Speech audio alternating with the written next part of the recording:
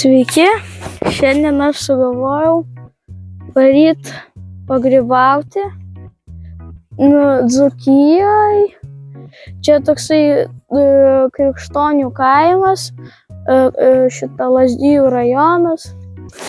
Mes varysim grybauti čia prie to kaimo ir mums reikės tik kibiriuko arba jeigu turit kokį krepšelį ten arba ten kažkokį kašiką, kaip ten sako dzūkai, tai galit pasimti ir dar pasimsim peilį. Peilis mums tikrai pravers.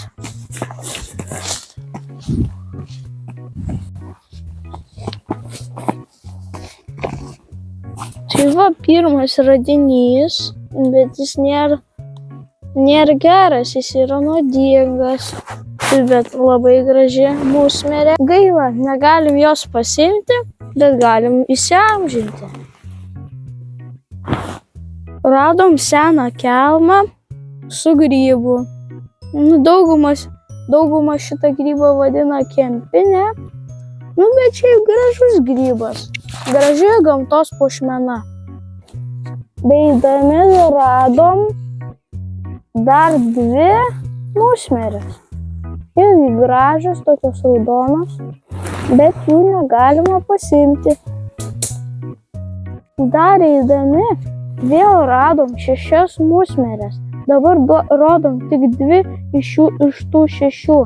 Kaip gali būti tiek daug musmirių? Gal mes šiandien išvis net nerasim jokio sveiko grybo?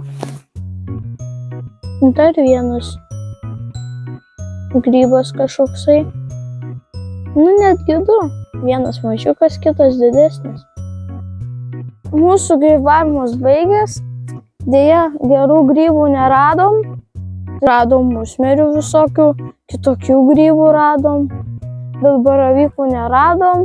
Biškį buvom pasiklydę. Bet ką, praleidom gerai laiką gamtoj. Ate.